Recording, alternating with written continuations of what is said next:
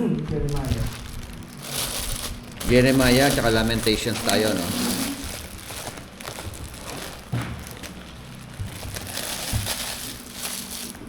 Hindi, ano?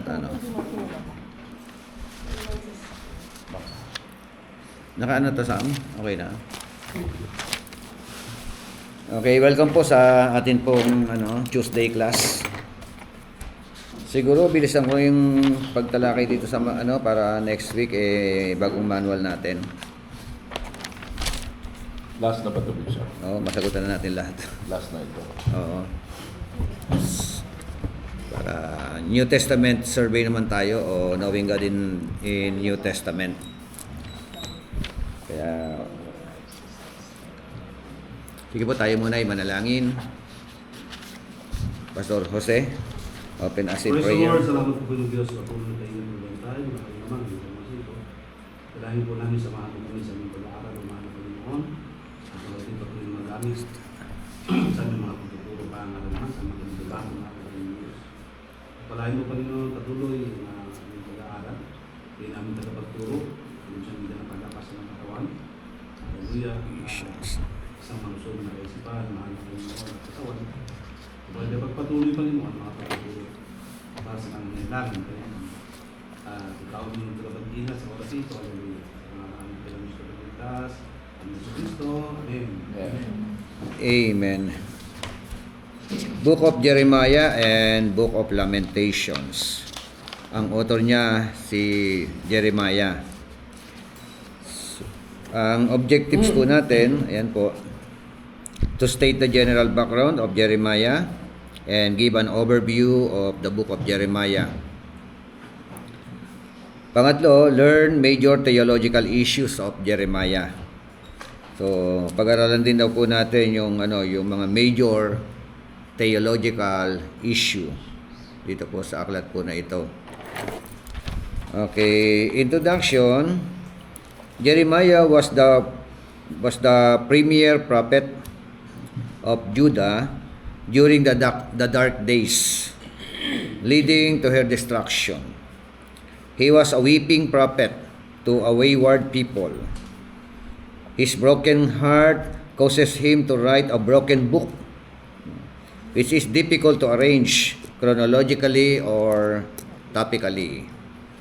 So ito pala yung kaya tinawag siyang weeping prophet doon po sa mga Israelita na mga naliligaw po, mga matitigas ang ulo. Talagang ganyan na lang yung kanyang pagmamalasakit o pagmamahal sa kanila, no? Kaya to the point na talagang iyakin pala si Jeremiah. No, iyakin kaya talagang wala, weeping prophet. So, sa general background, pakibasa nga. Meron kayo? General background. The prophet Jeremiah is author, verse 1, Chapter 1. who dictated in this secretary Barak from the beginning of his ministry until the 4th of the year of Jehoiakim reign. Chapter 52, which is identical to 2 Kings 24, 18 to 25, 18 to 25 and 30, is an appendix added by a later hand, probably by Baruch also. Okay, so ito daw po, sa chapter 1 verse 1, ipinapakita po doon na si Jeremiah yung author. At meron pala siya secretary. Ang secretary niya, taga-sulat, syempre, kaya nga secretary, si Baruch. Baruch, yun po ang kanyang At meron pong hawigan chapter 52 ng Book of Jeremiah sa 2 Kings chapter 24, verses 18 to 25 hanggang 30, no? So yan po yung ng Jeremiah. Sabi nga, Jeremiah was a contemporary of Zephaniah, Habakkuk, Daniel, and Ezekiel. So ito po yung kanyang mga contemporary. His ministry stretched from 627 to 580 BC. So mahaba-haba din yung kanyang ministry. Ilang taon yan? 627 minus 580. Ilan? 47. Tama ba? So, 47 years, ano? Yung kanyang ministry, no? So, with the following kings of Judah, sino po yung mga kings of Judah na yan? Si Josiah, na anong siya yung panahon na 639 to 609, so 30 taon. Si Jehoahaz from 609 hanggang BC to 3 buwan lang, no? At si Jehoiakim 609 hanggang 597 BC. Ito po yung mga And Judah finally fell on 586 BC sa kamay po ng mga saan bumagsak ang Judah? Babylon, Nebuchadnezzar, So, yung Israel naman 722, di ba? Sa pag-aaral natin. BC nung sila pa nag-fell. So, purpose to warn Judah of her sin of turning away from the Lord and the coming judgment if she will not return to him, but with a hope for a future restoration to the remnant. So, warning sa mga Judah, sa kanila pong kasalanan, yung kanilang pagtalikod sa Panginoon. Actually, meron na sanang aral Nauna na sa kanilang bumagsak yung kapatid nila, yung lahi ng kabila, yung mga Israel. So, yung team, okay ba? Punta tayo sa team. Stern warning to Judah to turn from idolatry and sin to avoid the catastrophe of exile. Stern warning. STRN. To Judah. Stern warning. Stern warning to Judah. Talagang yun, parang talagang matinding na yun. Hindi, wala. Babala. STERN. STE. Oo, matindi na yun. Talagang na yun. Parang sukdulan na yun, sukdulan. Warning to Judah to turn from idolatry and sin to avoid the catastrophe of exile. To avoid the catastrophe of exile. So, yun po yung sukdulan na talaga. Nasulat ninyo? Stern warning to Judah to turn from idolatry and sin to avoid the catastrophe of exile. Okay, so yun po yung overview. Meron po siyang 6 na 6 na puntos. Chapter 1, Call of the Prophet. Panawagan sa propeta. Chapter 2, pangalawa sa overview, warnings and exhortation to Judah. Chapter 2 hanggang chapter 35 yun. Haba, no? Warning yun, haba ng warning, pinagsamang warning at saka exhortation. Diba? Magkaiba yung warning, babala. Yung exhortation, yun? Hindi kayo kami dati exhortation, diba? Exhortation, pangangaral, o pagpapahayag, diba? So, siguro pagka exhortation, pwedeng good news, pwedeng bad news. Pag warning, talagang warning talaga yun, di ba? Talagang babala talaga yun. At saka Roman number 3, suffering and persecution of the prophet. Ito po. chapter 36 hanggang chapter 38. Yan daw po yung nakasulat dyan sa Book of Jeremiah. Kaya basahin nyo yan. Chapter 36, 37, 38. Yung mga persecution na naranasan ng propeta.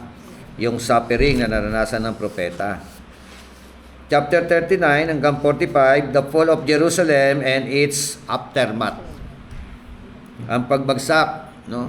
Yan lang. Aftermath. Aftermath. Tapos, Yun. bagsak. Parang Ayun yung resulta. resulta, pag yung bumagsak, bawa, katulad niyan, matapos bombahin ng Iran, so, tingnan mo ngayon kung ano senaryo. Yung dating kagagara ng mga building, di ba? Kagaganda ng lugar. Ngayon wasak. So, yun yung resulta ng suffering. And then Roman number 6, judgment against the nations. 46 to 51. Na po. At yung 52, yung chapter 52, historical appendix. So, yan po yung overview. Wala kayo? Overview? Walang overview. Sinusok natin. Okay, major theological issues. Tayo. About major theological issues. Letter A, the significance of the exile. Letter A. Number 1. Ito na po yung katuturan, mga talagang lesson sa tinatawag na exilic period. Number 1, it was far more than a political catastrophe. Number 2, the people of Judah had been led to believe that certain elements of their covenant with God would never cease. So, ibig sabihin, yung mga tao raw sa Judah, parang hinahatak sila, led them, sabi nga, had been led to believe, ang alin, yung mga, sabi nga, yung certain elements of their covenant with God, hindi na would never cease. Ano ibig sabihin nito? Hindi nagmamaliw. Hindi mawawala. Hindi, oo. Kaya dito magandang sa Habakuk yung yung Habakuk chapter 3, verse 22, 23. Letter A, tingnan natin. The Davidic dynasty based on the Davidic covenant with David. In 2 Samuel chapter 7, verse 4 hanggang 17. And then the city of Jerusalem. Letter C, the temple as a sign of His presence. First seen in the tabernacle. Stated in Exodus chapter 4, verse 34 to 35. Later, seen in the temple. In 1 Kings chapter 8, verse 10, to 11. Bakit 1? So, number 3, the exile destroyed all three of the above elements, as well as greatly crippling the cult and societal class structures. So, ano pong epekto ng kanilang exile? Pagkaka-exile.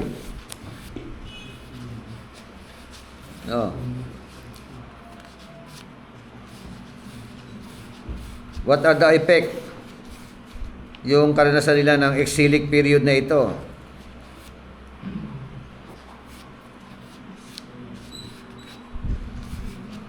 Saan sila napunta? What happened to them?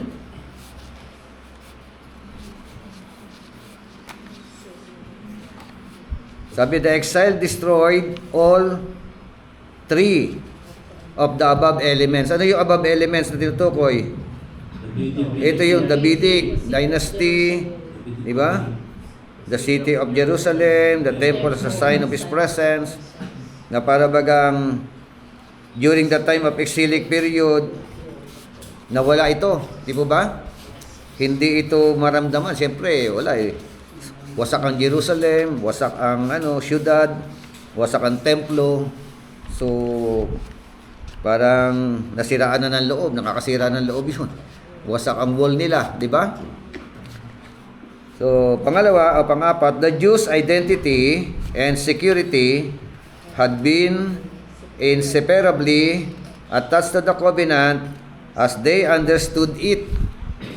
When the unthinkable actually happened, it had far-reaching consequences.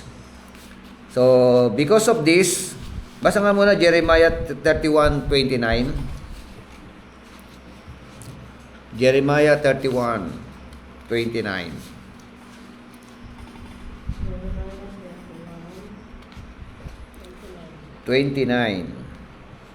Sabi dito, pagdating ng panahong iyon, hindi na nila sasabihin mga magulang ang kumain ng ubas na maasim. Tama. 31:29. Apo. No. Jeremiah 20. Magulang ang kumain ng ubas na maasim. Ngunit mga anak ang nangingilo. Ang nangilo. O, Ezekiel pa rin Oo. Ezekiel 18:1 to pa rin So yung Kasi magkaka-contemporary naman. contemporary talaga sila no. Kasi sabi during that time, marami raw po yung nag-aakusa sa Panginoon na parang wala ka siyang hustisya. Di ba? Lack of justice daw ang Panginoon. Dahil nga sa kanilang hirap na naranasan. Letter B, many feared that the gods of Babylon were actually superior to Yahweh. Oh. Yung mga tao raw, no? Yung tao ng Juda, natatakot sila na at saka iniisip nila na mas superior pa pala yung Diyos ng Babylon kasi nga nasakop sila no? Nung araw nga yung aking naging karanasan, meron akong kumpare. Ang laki ng bahay nila, 3rd floor. Ganda ng bahay nila. Binibisita kami doon. Bumibisita kami doon sa kanila. Doon pala sa bukana ng bahay nila, merong malaking rebulto. Malaking rebulto. Tapos ang sabi niya sa akin, pare, yan yung nagbe-bless sa akin. Yan yung nagpapala sa akin. Kaya maganda buhay ko. So, ano masasabi mo nun? Yeah? Kasi sa material nakatingin di ba? No comment ka na lang. Kasi 3rd floor, mayroong mga sasakyan, nagpapautang, no? Maganda yung business. Tapos sasabi, pagpasok mo ito yung source ng blessing. No? Katulad nito. Di ba? Talo na ng mga Israelita. Di ba?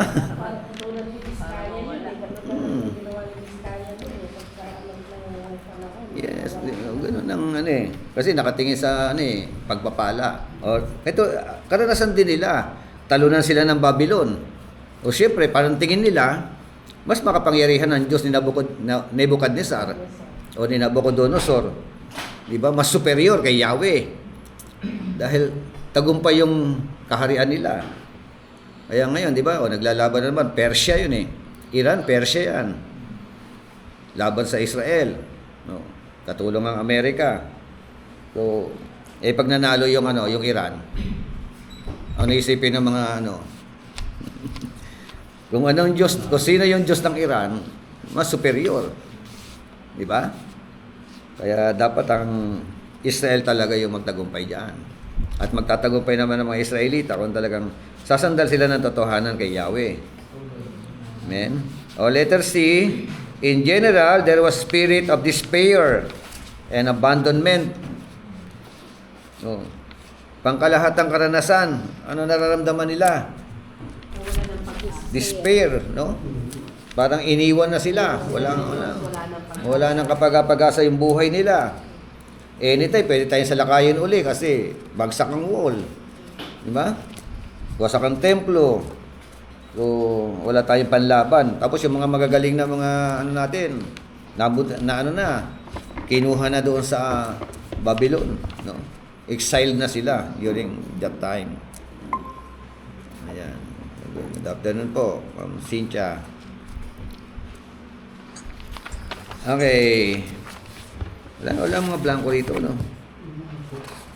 Meron kayo? Wala pong blanco dyan. Wala namang blanco eh, no? Sabi ko kasi bibilisan natin. Hindi natin mabibilisan yan kapag ano.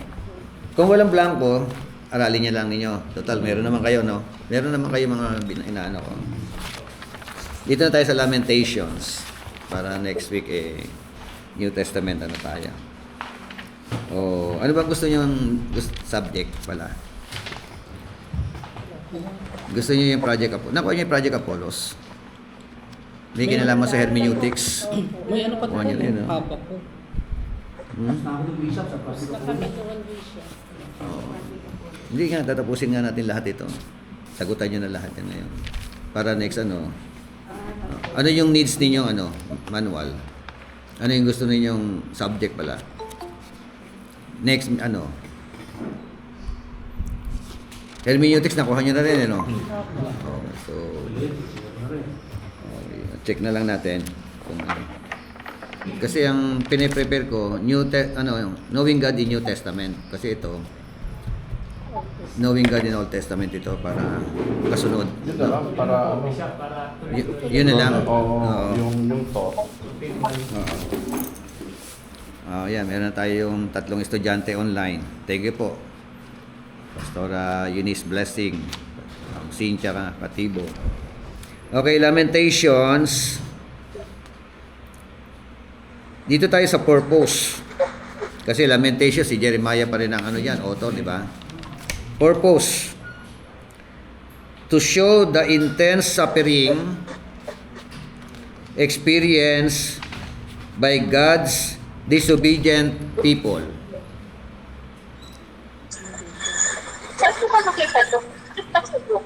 Session, Old Testament po. Meron kayong manual, Old Testament survey. Lesson 9, Session 9. Session 9 po. To show intense suffering. Hanggang doon pa lang ako. Nandiyan kayo. Ito po, purpose po na pinag-usapan natin.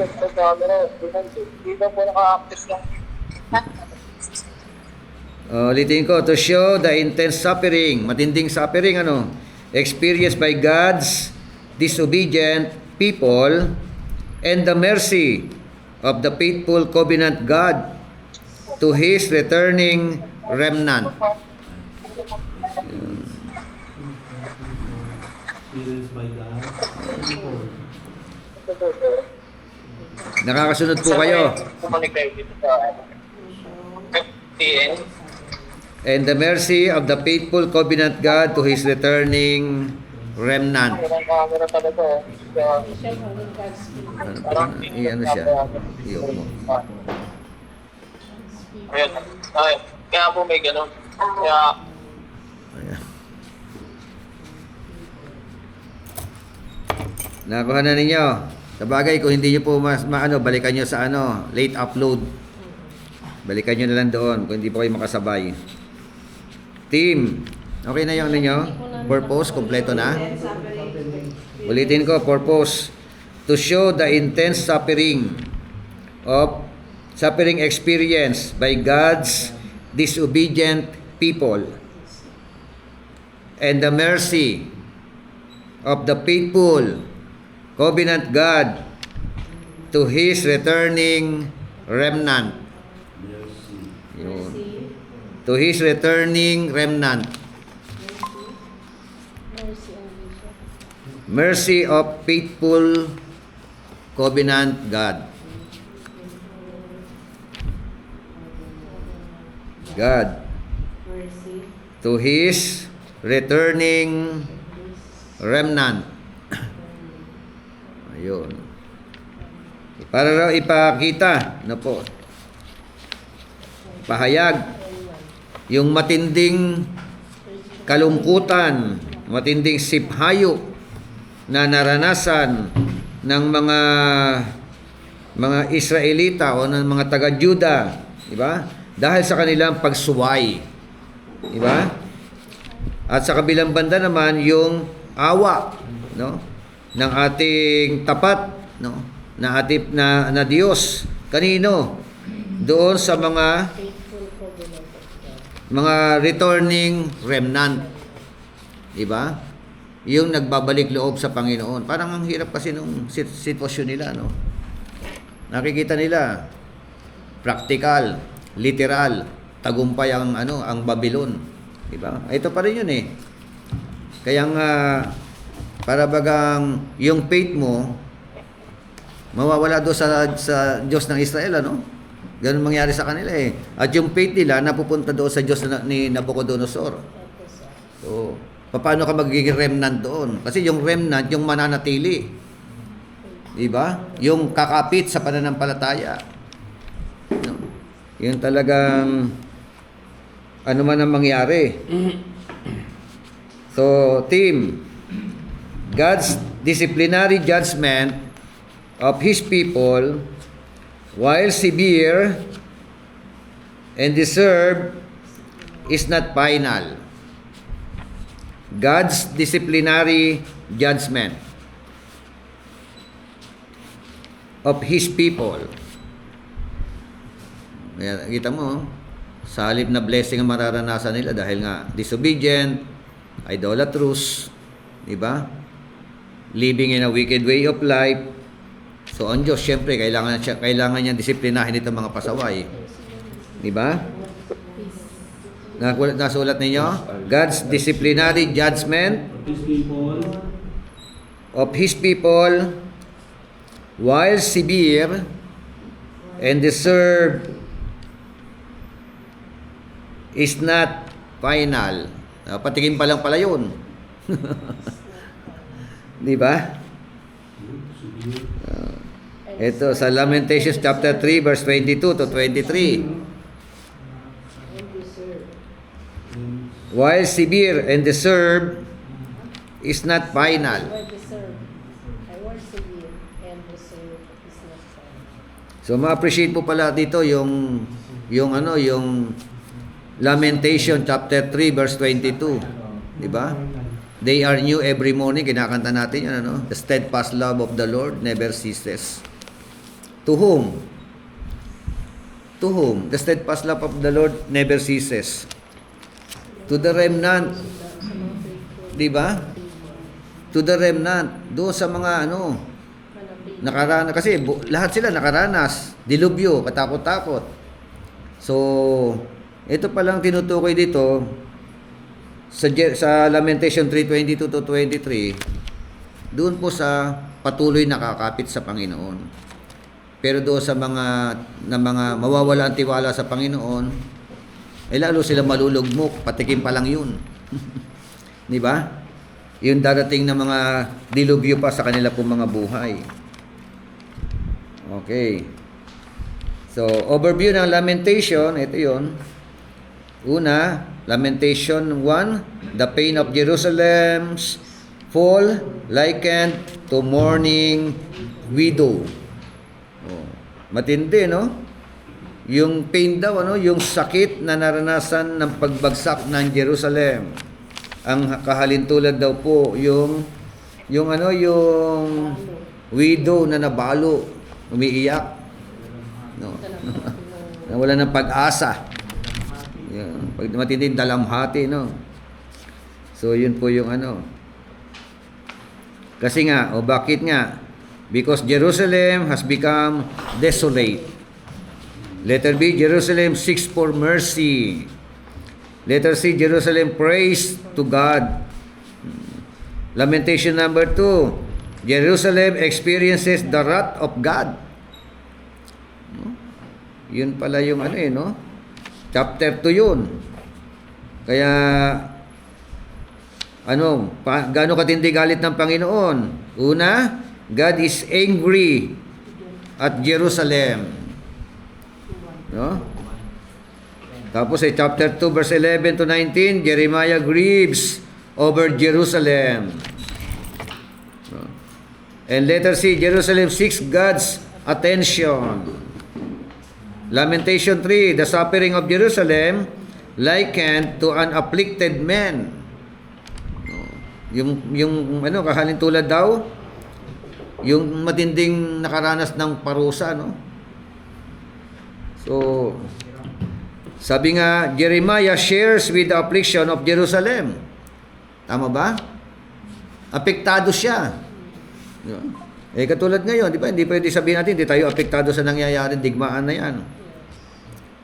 Tumaas ang langis.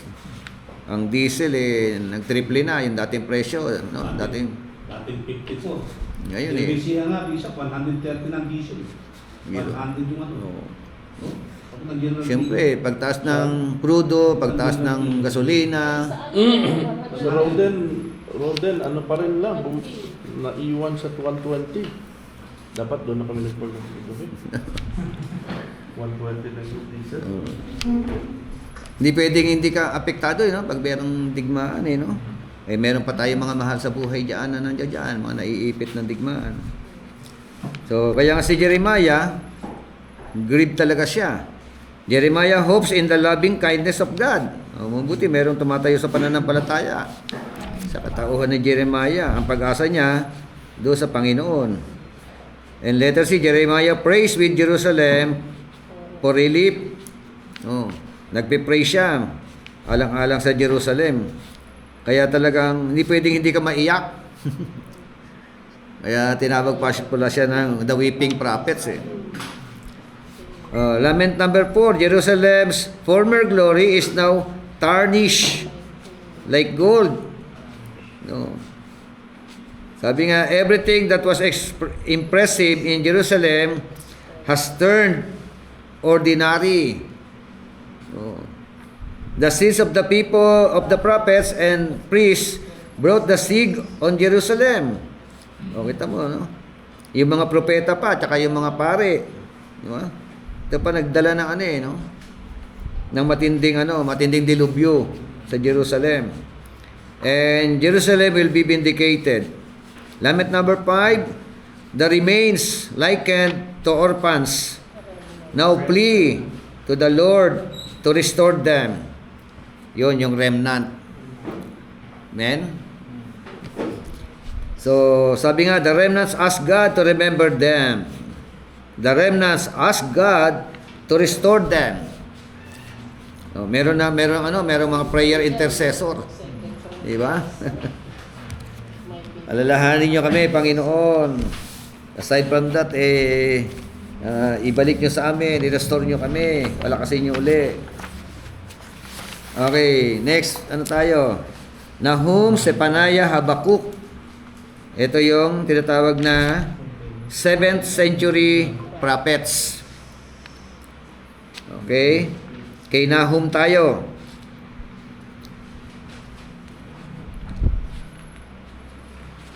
Sa general background, authorship and date, Nahum, whose name means comfort, was from Elkosh and probably a city of southern Judah. Diyan siya galing. Purpose: to comfort Judah by announcing God's righteous judgment upon the proud and brutal Assyrians. To comfort Judah. Sa anong paraan? By announcing To comfort Judah by announcing God's righteous judgment upon the proud and brutal Assyrians. Brutal pala ito, no? Mayabang na. Talagang pa. Pugot ulo ka dyan sa harapan ng mga yan. Brutal Assyrians. Upon the proud and brutal Assyrians. Kanya? To comfort Judah by announcing God's righteous judgment upon the proud Assyrians. Para aliwin daw ang Judah. No? Aliwin sa pamamagitan po ng paghahayag ng tinatawag na ang Diyos daw po ay patas o tapat, po. Nahahatulan niya yung mga Assyrian na mga brutal na nagpapahirap sa kanila. Team, the retribution of God against the wickedness of Nineveh. The retribution of God against the wicked of Nineveh. Overview ng Nahum. Roman number 1, Judge of Nineveh. Hatol sa Nineveh. Pangalawa, Judgment of Nineveh.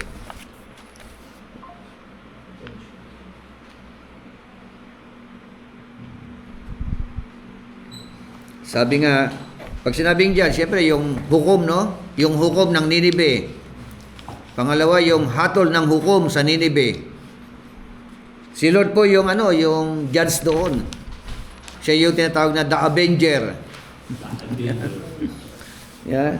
Sabi nga, the Lord Himself is the avenging God, and will not leave the guilty unpunished. Sa Book of Nahum, chapter 1, verse 2 hanggang verse 3. So,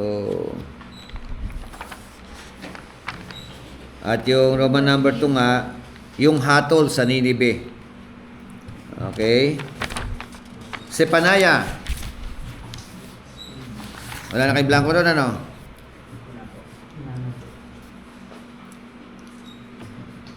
Purpose to pronounce to Judah God's approaching judgment, and that they might repent. To pronounce, o to announce pala, to announce to Judah God's approaching judgment, and that they might repent. Bishop, judgment. To announce to Judah God's approaching judgment. Ipahayag sa mga taga-Judah, no? Yung nalalapit na paghuhukom. No? Upang sa ganon, sila raw po ay humingi ng tawad o tumalikod sa kanilang kasalanan. Ang pinakatema ng aklat ng Sepanaya, the day of the Lord. Di ba?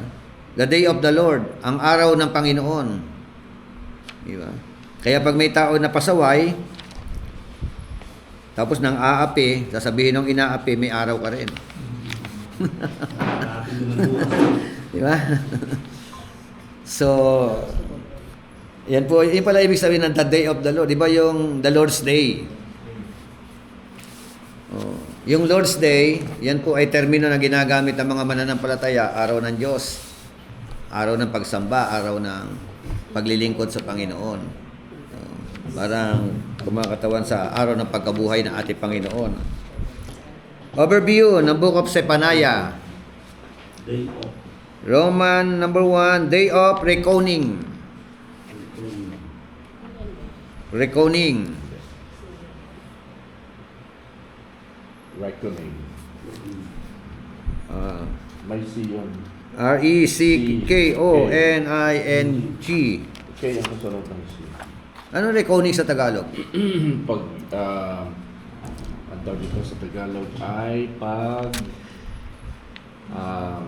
pagsusulit. Ito na yung araw na kukwentahin natin ang magsusulit. tayo. Magtuusan tayo. Yan, gano'n. Magtuusan. Oo. Pagtutuos. Pagtutuos. Yun. Matindi, no? Parang accountability, yung accounting time. Yung Accounting time. Kaya, yung Roman number 2, Day of Rejoicing. Chapter 3, verse 9 hanggang 20. No. Sabi nga, after God's wrath is poured out, a bright scenario awaits God's people. There is a promise of returning to God. Chapter 3, verse 9 to 13, and a regathering and restoration. 3:14 to 20. Zephaniah declares, "The Lord your God is in your midst, a victorious warrior. He will exult over you with joy. He will be quiet in his love. He will rejoice over you with shouts of joy." Amen. Okay, Habakuk. Wala na yung blanco? Wala. Meron. Yung sa baba, overview. Oo. Yung purpose ng team. Habakuk, purpose.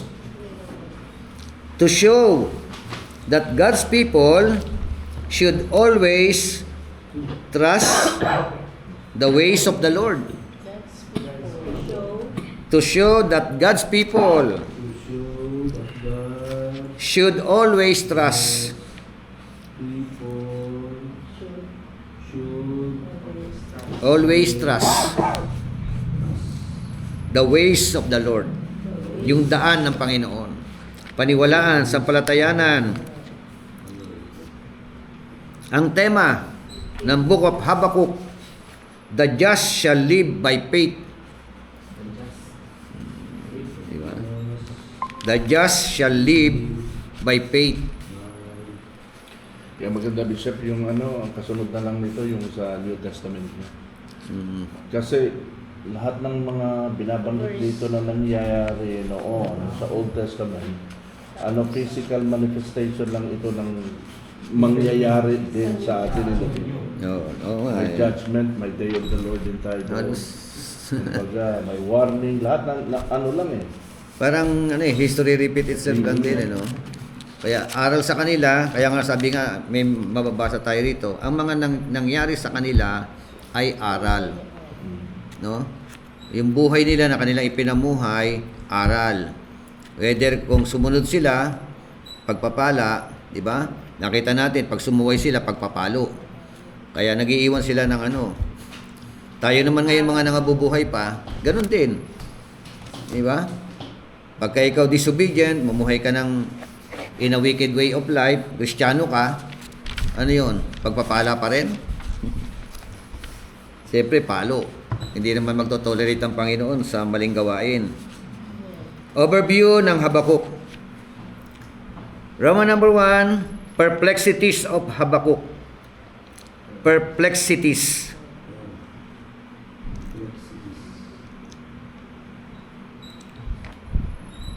Ano ibig sabihin ng perplex? Or perplexities?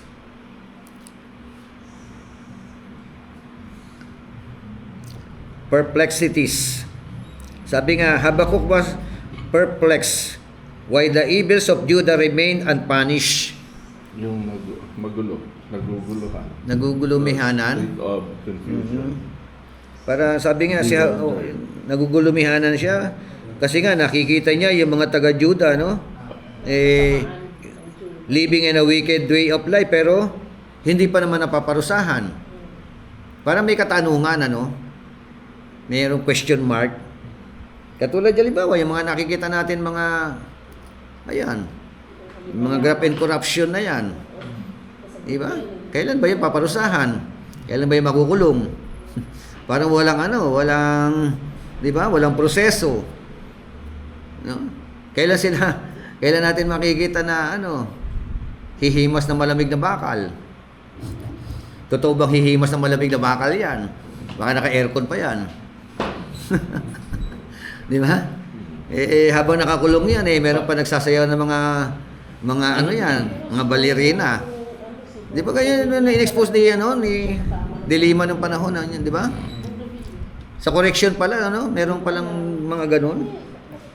May panahon ng show pa. Grabe, Si Ibang Revilla, kasama niya rin yung mga preso ko. Wala siyang treatment na Walang Walang special treatment. special treatment. Kasama niya rin. Oo. mga gamit yung mga magsunod yung mga bilya-bilya. Si Erap. Hindi si Erap. Sino yung isa? Ngayon, si Bong kasi ngayon nakulong, di ba? Si Pag may report Sino yung anak ni Erap? ang may report walang special. Jinggoy? Jinggoy. Nakulong din? Di pa. Ah. Dati na, di ba? Yung dati, binunyag niya na mapalitson pa nga daw araw-araw doon. So, Oo, palitson Ang pa may nga. report Walang special content. Wala. Ang wala ng reporter, Oo. special content. Hindi mo alam. Mari, di ba? Mari. Siguro, pwede, tama yun, di ba? Oh, may reporter. Pasok ko muna kasi darating Kasi yung bago ano. pumasok yung reporter dyan, Di ba? Parang ganun eh. Ako dun eh, sa Hindi mo sabi yun, oo. Kagaya ng mga press Ano mo tinupa, o nakapasok na ako dun eh. Ilang beses na kami. Ang lalaki ng mga, ano yung akala ko, magbabahay, bugol-bugol bahay sa kanila. Oh. Kaya nga. Ayun, nagpapahay kasi nag-alas ko din. Eh, paano sila magsisisi, no? Eh, ganun lang din pala yung mangyayari. Roman number 2, praises of Habakkuk. Praises. Praises. Praise. Praise. Natutuwa. Pupuri. Sabi nga, upon hearing God's answer, Habakkuk remembered God's mighty deeds. He fully trusts Yahweh's salvation and he can rejoice. Ezekiel, Daniel. Ito pong Book of Ezekiel at saka Daniel, ito po yung tinatawag na exile prophet sila. Exilic, ano? So, sa ating purpose, to warn the people, warning of the inevitable judgment caused by disobedience. To warn the people of the inevitable judgment caused by disobedience. Yan, babala sa mga tao Judgment. na yun nga, yung tinatawag na hindi mapapasubali ang hatol dahil sa kanilang pagiging masuwayin. Hindi pwedeng walang hatol yun. No? Letter B, to comfort Judah by assuring them God's covenant promise of future blessing. Comfort, aliw, kaaliwan. Na ina-assure nga, no, sa mga taga-Juda na ang covenant promise ng ating Panginoon, ito po ay talagang merong future blessing at merong complete restoration. Bakit hindi ito pinangako sa Israel? No, doon sa nung naunang bumagsak. Itong mga pangako nito para sa Juda na to eh. Unang nawasak yung 10 tribes eh. Usang, di ba? Oh, dito Israel, ano to, Juda pinag-uusapan dito eh. 2 tribo lang. So what happened to remaining 10 tribes? Ano yun, naubos ba sila lahat? O nagkalat, o saan napunta? Ano yun? Nag-migrant. Scatter na. Scattered na kung saan nagpunta, no? Migrate. Ano yun? 700, ano yun? 722 eh. 722 BC. Oo, 722. Oh, Assyria yun. sila yung una eh. Kaya dito ang ano, hindi na buong Israel ang pinag-usapan dito eh. 2 tribes na lang ang pinag-usapan dito. Okay, team. The glory of God departs from the temple, but one day it will be magnificently restored. Yeah. Departs from the temple, but one day it will be magnificently restored. Overview ng Ezekiel at saka ng Daniel. Ezekiel muna. Roman number 1, judgment on Judah. Chapter 1 hanggang chapter 24. Judah. Magnificent. Restored. Number 2, Roman number 2, judgment on Gentile nations. Chapter 25 to 32. And Roman number 3, blessings on Israel.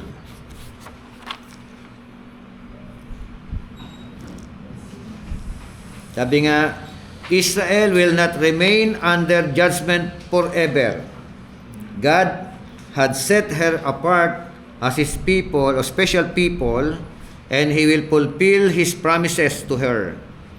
His glory will shine again with them, and she will now know he is the Lord.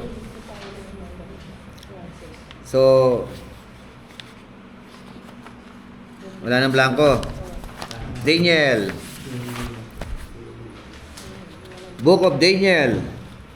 Ang ibig pala sabihin ng Daniel, Yahweh is my judge. So, purpose.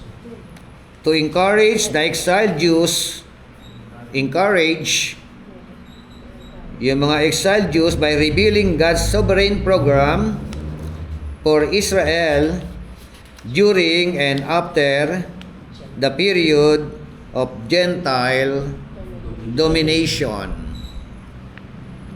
Theme: the overruling sovereignty. Overruling sovereignty of the one true God. Sovereignty, who destroys the rebellious world powers and faithfully delivers his covenant people according to their steadfast faith to him. Overview. Wala nang blanco, no? Okay. Session 11. At 12 na. Hagay, Sekaraya, Malakay. Ito po yung tatlo, no? Hagay, Sekaraya, Malakay. Ito pala ito ang tawag sa kanila, post-exilic prophets. Bakit post-exilic prophets? Kasi hindi siya, huli na sila eh. Huli na. Huli na eh. Tatlong ito, huli. Tatlong huling doon. Before Di ba kanya post-exilic? Aside from huli. Pag sabing post, yung after na-exile sila, nakabalik na yung mga remnants, doon sila dumating. Doon sila umiksena. Kasi meron yung tawag na pre-exilic. Mga pre-exilic prophets. Tapos exilic prophets. Post-exilic prophets. Pagkatapos na silang mag-exile. Oo. Nakalaya na Kasi sila. ang exilic na pinag-uusapan diyan nung napunta sila sa Babylon. Yung mga Babylon. So, Babylon din ang siyang ang sumakop sa kanila. Kaya dito sa panahon na ito, nakabalik na sila. Mga propetang nakarang matapos makabalik ang mga Hudyo mula Yan, sa mga pagkakataon. remnants yan. Oo. Sila yung mga... Ibig sabihin ng post-exilic. Post-exilic prophets. Okay. Sila yung nagpatayo ng Yan, sila na yung mga kaya dito sa Malakay, di ba? Sila bumalik sa Jerusalem. Dalhin ninyong buong buo ang inyong ikapo. Kasi tinatayo ang templo. Di ba? fundraising na. Huwag yun na yun ang sarili. Yun din pala yung background ng Malakay, Kaya pala yung ikapo, chapter 3. Kasi nga bukod pa pinapagawa yung wall, pinapagawa yung templo. So purpose, to encourage God's people to prioritize God's concern. Ayan. Yan ang layunin ng mga aklat na ito, God's people. To encourage God's people for what?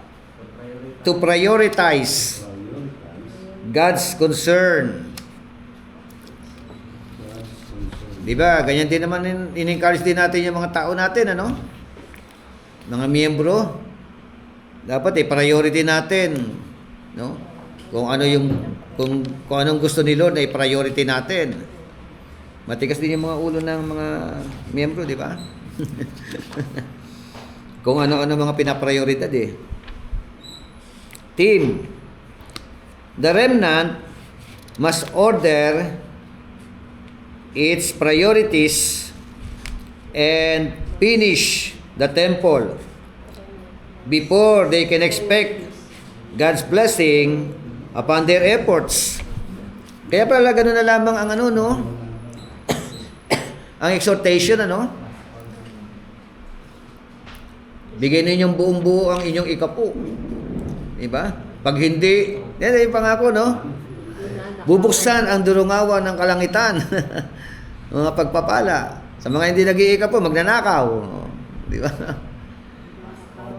Ninanakawan nyo ang Diyos. Sino ninanakawan nyo? Hindi, si Lord. Tapos ang kasunod din, meron pa magnanakaw na papasok sa langit. Wala yung background, ano? Kaya, fundraising. Mas order. Ano? The remnant must order its priorities. Yun. Meron talagang atas sa kanila, no? I-prioridad nila. Na alin, yun nga yan. Finish the temple. Di ba? Kaso nangyayari sa kanila, pinipriority nila yung bahay nila.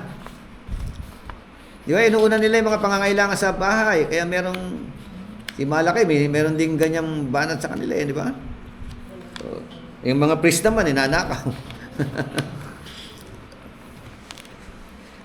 Overview of Haggai. Roman number 1, the call to build God's house. The call, panawagan. Pagtulungan ninyo, no, itayo ang bahay ng Diyos. Kaya ito, contemporary silang tatlo Haggai, Zechariah, Malakay. Roman number 2, the promised glory of the new house. Chapter 2, verse 1 to 9. Roman number 3, the promised blessing of obedience. Chapter 2, verse 10 to 19. And Roman number 4, the promised future recognition. The promised future recognition. Yan ang overview ng Book of Haggai. So, isang ano nila, no? Ang tema nila talagang to build the temple, no? Zechariah, tingnan natin. Team, God will completely judge the wicked. God will completely judge the wicked and fully restore the righteous through the reign of His promised Messiah. Yan, marami dito sa Zechariah yung yung God will completely judge the wicked. God will completely judge the wicked and fully restore the righteous through the reign of His promised Messiah.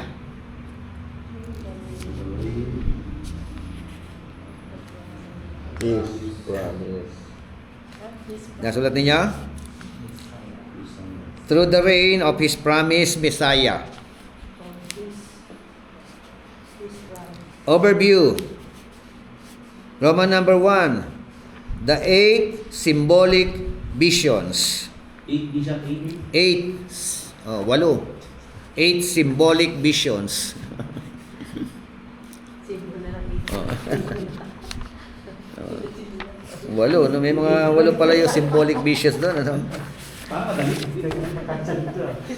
Roman number 2. The 4 explanatory messages. 4 ay mga talata. Chapter 7 hanggang 8. And Roman number 3, the two revelatory oracles. 8:4:2. Di ba? 8:4:2, no? Kung mamasterin mo talaga ito, reviewin mo ito isa-isa, sundan mo lang. Ito na, meron tayo. At least meron kang Aralin mo talaga, mamamaster mo, makita mo yung full overview ng Bawat book, ano? Old Testament, napakarunong mo dito. Dito, ano, kasi nga, survey lang tayo, kaya pinagsama-sama niya, no? Bata-bata pa ako, kaya ko ito. Kaya pa. Okay, Book of Malakay. Malakay. Pero assignment ko siguro to. Team. Yung may blanco, team, ano? Opo. Covenant blessings require covenant faithfulness. Sabi na, Blessing requires covenant faithfulness. Overview ng Malakay. Covenant blessings require covenant faithfulness. Okay? okay. Overview. Roman number 1, God's reaffirmation of His love. Reaffirmation. Reaffirm. Affirm. Double F. Reaffirmation of His love. Double F-I-M-A-T-I-O-N. Chapter 1, verse 1 hanggang 5. Pangalawa, Roman number 2, God's reprimand of His priests. Chapter 1, verse 6 hanggang chapter 2, verse 9. Reprimand. R-E-P-R-I-M-A-N-D. Reprimand. Okay. Reprimand. R-E-P muna. P-R-I. Reprimand. Pinagalitan. Reprimand. Okay na? Roman number 3. God's rebuke R-I. of His covenant people. Review. Rebuke. Yan. Chapter 2 verse 10 hanggang chapter 3 verse 12. Sabi nga ay Malakay's rhetoric of rebuke and admonition marks this section. Charge of intermarriage. Yan, nire-rebuke niya ano. Ano yung maramihang pag-aasawa? Hindi, intermarriage. Intermarriage. Aasawa sila ng hindi lang lahi. Hindi kalahi. Hindi na lahi dito. Masama sa kanila yung tisoy eh. Oo. Sa atin maganda. Tignan yung ibang mukha. Sa kanila masama yan. So, hindi, kumbaga sa mababatingin nila kapag pagka tisoy. Di ba? Kailangan pure. Yun sila. So, saan pa? Sa divorce, chapter 2, verse 13 to 16. Now, where is some speech that God is unjust? At narito yon yung robbing God, chapter 3, verse 8 hanggang 12, Indict the covenant people. So, sa panahon nila, pag hindi ka nagtatize, magnanakaw ka talaga. Di ba? So, yun ang And Roman number 4, God's reckoning of the righteous and the wicked. Reckoning of the righteous and the wicked. Pala talaga nito. Sige, mabuti yan, binilisan pala natin. Ito naman Aklat ng Job, Proverbs, Ecclesiastes. Ang tawag sa kanila, wisdom books. Unahin natin ang Job. Purpose ng Book of Job: to show that God is sovereign and worthy of worship in whatever He chooses to do. To show that God is sovereign and worthy of worship in whatever He chooses to do. Talagang ipinakita ni Job yan, sa kabila. Nakuha niya? To show that God is sovereign. A sovereign God. And worthy of worship. Unworthy. In whatever He chooses to do. Team, why do the righteous suffer? Bakit? Pati ang mga matuwid, no, ay nagdaranas ng pagdurusa. Why do the righteous suffer? Okay? Overview ng Book of Job. Sa Roman number 2, meron po tayong blanco. Speeches of the three friends. Speeches of the three friends. Friends. Speeches of three friends. Friends, kayong kaibigan. Tatlong kaibigan. Mabilis. Roman number 3, speeches of Elihu. Chapter 32 yan hanggang 37. ELIHU. Yung tatlong kaibigan, chapter 3 hanggang chapter 31, ang haba, no? Three friends. Roman number 4, speeches of God. Chapter 38 hanggang chapter 41. Ito na yung rebuke sa kanila. Sabi nga finally, God spoke. He reveals His power and wisdom as creator and preserver of the physical and animal world. And Job was dumbfounded. Again, God spoke about His sovereign authority and challenged Job to control the uncontrollable. Yan. Proverbs. Meron kayong ano? Team. Yung purpose ng Proverbs, to give prudence to the simple, knowledge and discretion to the young, and to make wise men wiser. Ayun, dyan natin ako ay ano, no? Turuan ng pantas, lalong magiging pantas. Di ba? Team. The fear of the Lord is the beginning of knowledge. The fear of the Lord is the beginning of knowledge. Proverbs 1:7.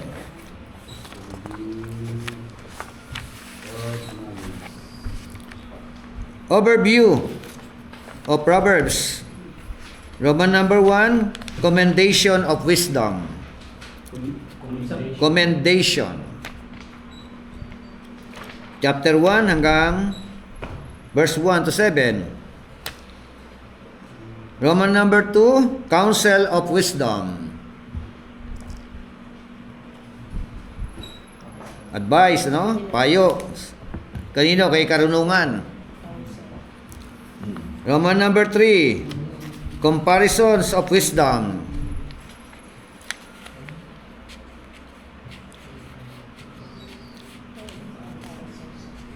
Yung Proverbs, punong-puno ng wisdom yan. Sabi nga, di ba?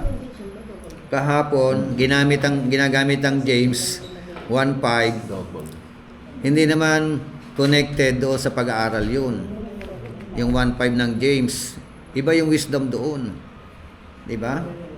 Dito po tayo kukuha ng wisdom na sinasabi. No? All walks of life. No? Every aspects of our life. Dito sa Book of Proverbs. Puro wisdom ito. No? Kaya nga ang key verse niya 1:7, di ba? So guidelines and applying the Proverbs. Sabi nga, Proverbs are worded to be memorable, not technically precise. Letter B, Proverbs are not guarantee from God, but poetic guidelines for ordering one's life correctly. Letter C, Proverbs should be read as a part of a larger collection, not interpreted in isolation. O, kita mo, pati itong Proverbs, meron siyang collection, no? Proverbs may use highly specific language, exaggeration, or any variety of literary techniques to make their point. And letter E, Proverbs strongly reflect ancient culture, may need sensible translation so as not to lose their meaning. Okay. Ecclesiastes. Konti na lang. Purpose. to convince men of the meaninglessness of life apart from God. To convince men of the meaninglessness of life apart from God. Hikayatin ang mga tao. To convince men. Saan? About the meaninglessness of life. Hiwalay sa Diyos. Apart from God. Meaningless. Kaya daming meaningless dito, no?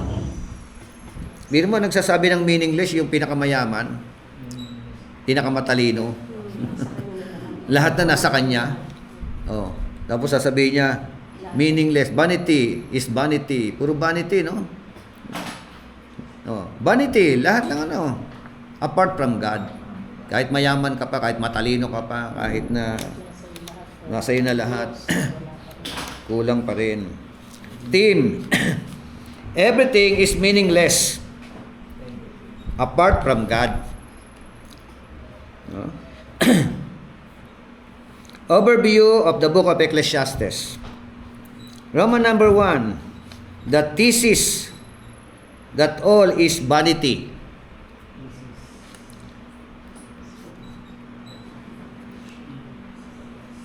Thesis. Kasi pag thesis yan gagawa ka ng argument, ididepensa mo. Di ba? Kaya yung pinaka-thesis niya, clear, no? All is vanity. Roman number 2, the proof that all is vanity. Di ba? Yun ang dapat makita ng mga tao. Kaso nga, yung vanity ang binibigyan nila ng prioridad. Diba? Very common. And Roman number 3, the counsel of living with vanity. Payo, counsel. Sabi nga the teacher proved some insights on how to cope up in a wicked world. He also provided counsel regarding the uncertainties of life. His final conclusion from all that he had experienced and observed is, fear God and keep His commandments, for this is the whole duty of man. Kaya ito yung pinakabatayan ng mga theologian at the end of the life of Solomon. Diba? Sabi niya, this is the conclusion of the whole matter. Diba? Nababasa, all is vanity, vanity, meaningless, meaningless. Tapos sabi niya, yun nga, chapter 12, verse 13 to 14, diba? Fear God and keep His commandments. Kaya sabi nila, nagbalik loob si Solomon. Kasi yun ang huli mga pangungusap niya. Ano ba pa? Psalms. Book of Psalms. Ito, dalawa to. Psalms at saka Song of Songs. Purpose. To confess a profound faith in and love toward God. To confess a profound faith in and love toward God. Profound faith. Profound faith in and love toward God. Team, worship. No? Worship. Tapos dalawang tuldok. Worship. God is worthy of all praise because of who He is, what He has done, and what He will do. God is worthy of all praise because of who He is. Yan ang unang dahilan. Kaya dapat siyang purihin. What He has done. Sumunod po. And what He will do. Okay na? Oh, may ano tayo, no? Wala nang blanco?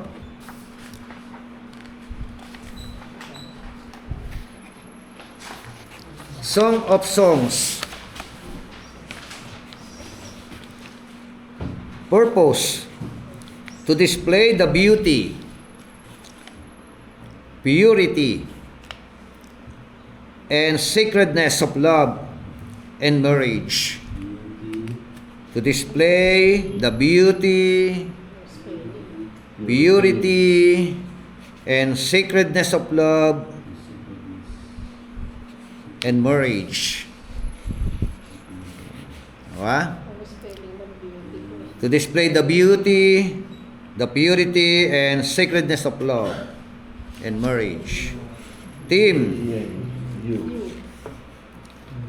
the positive endorsement by God of marital love, Capacity. the positive endorsement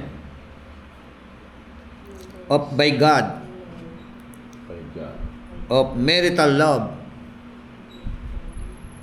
in all its physical and In all its physical. emotional beauty. All its physical. And emotional beauty. The positive endorsement by God, By God of marital love marital love, in all all its physical its physical, and emotional beauty. emotional. Okay? Overview ng Song of Songs. Roman number 1, the beginning of love. Chapter 1, verse 1 hanggang chapter 5, verse 1. Roman number 2, the broadening of love. Broadening. Papalawak. Lawak, ano? B-R-O-A, Broad. B-R-O-A-D. E-N-I-N-G. Broadening. Ezra, Nehemiah, Esther. Hindi pala natin binilisan, hindi naman tapos to. Purpose: to encourage the remnant to be involved The remnant. in true temple worship. The remnant. To encourage the remnant to be involved in true temple worship and to remind them Temple worship. and to remind them to fulfill their covenantal To fulfill. their covenantal obligations. Covenantal. Covenantal. ano? Obligation. Covenantal. Temple worship, Obligation. And to remind them And to remind them of their covenantal to fulfill worship. To worship and to remind them to fulfill the covenantal obligation. true temple worship. Obligation. True temple worship is, who's that? True temple worship. And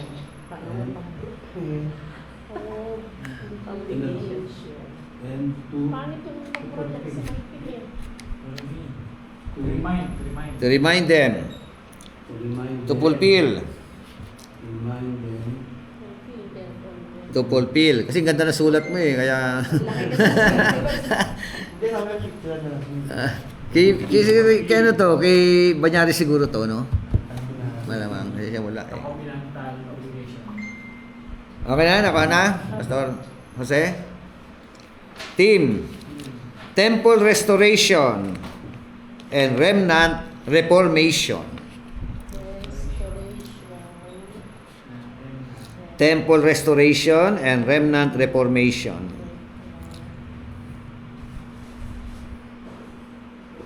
Overview. Kasi Esther pinag-usapan natin. Roman number 1, restoration of the temple. Restoration of the temple. Ako sinusunod ko na lang yung sa high school. Roman number 2, reformation of the people. Reformation. Pangit na yun. Yung reformation of the people. Okay na, next, Nehemiah. Hindi na lang. Dalawa na lang siguro. Nehemiah. Purpose.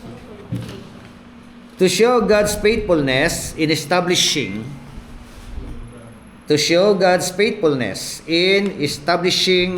His people in their homeland after exile.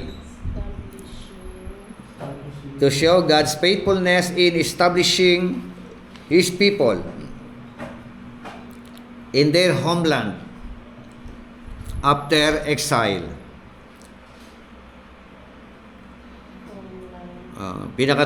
Team.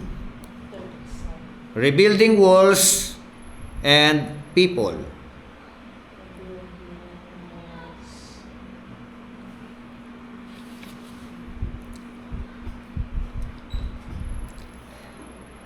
Overview. Roman number 1, rebuilding of the walls. Chapter 1 hanggang chapter 7. Roman number 2, rebuilding of the people. Chapter 8 hanggang 13. Diyan galit na galit sila sa... Yan ang naging sa ng away nila ng mga Samaritans. Kasi kumontra dyan ang mga Samaritans. Oh, sila Sanballat. Oo. Sila Sanbelat. Next, Esther. Book of Esther. Letter A, purpose. To encourage the returned Jewish exiles. To encourage. Ayun, may blanco, no? Encourage lang. The returned Jewish exiles of the faithfulness of their covenant-keeping God. Yan. Letter B, to show the beginning of the Feast of Purim. To show the beginning of the Feast of Purim. Team, the overruling providence of God. The overruling providence of God, who delivers overruling providence of God, who delivers and preserves His people from those who would plot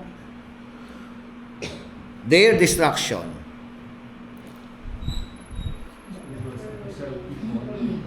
The overruling providence of God, who delivers and preserves His people from those who would plot their destruction. Kaya, overruling providence of God. Plot their destruction. Ano pa sa Bishop? Deliverance His people. Okay. Preserves His people from those who would plot their destruction. Yun ang ano? Plot din sa PLOT. PLOT. Plot. Plot. Yung nagpaplano ng kanilang pagwasak, no? Kaya sila yung nawasak. Overview. The Feast of Xerxes. The Feast of Xerxes. X-E-R. X-E-S. Xerxes.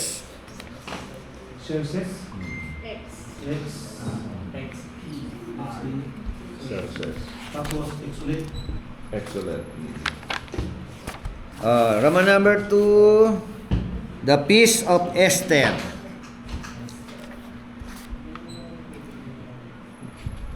And Roman, from chapter 3 to 7 yan. And Roman number 3, the Feast of Purim. Purim.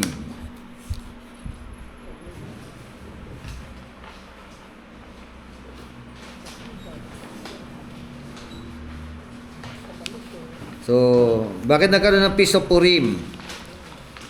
Sabi nga the Jews defeated their foes and they celebrated the Feast of Purim, the time where their sorrow was turned into joy and their mourning into a day of celebration. Sila sana yung mapupuman ron, mapaparusahan eh. First and Second Chronicles. Last na siguro to. Last na po, kasi number 1. Purpose: to show that the true glory of Israel, is found in its covenantal relationship with Yahweh. To show that the true glory of Israel is found in its covenant relationship with Yahweh. Covenant relationship with Yahweh.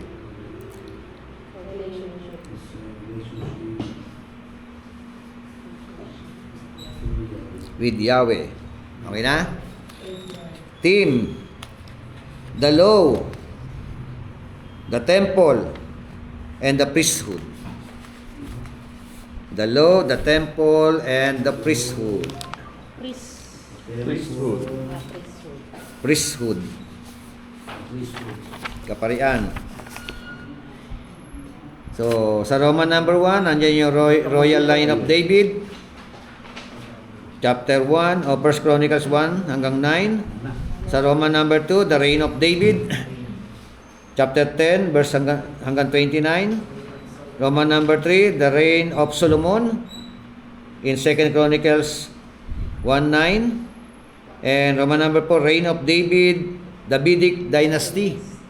2 Chronicles chapter 10, verse hanggang 36. Okay. That's all. Hindi kayo nakakompleto. Hirap magsulat, ano? At is kompleto. O, yung kung gusto niyo makompleto, yung mga nasa online. Late upload po. Magtiyaga kayo magdamag.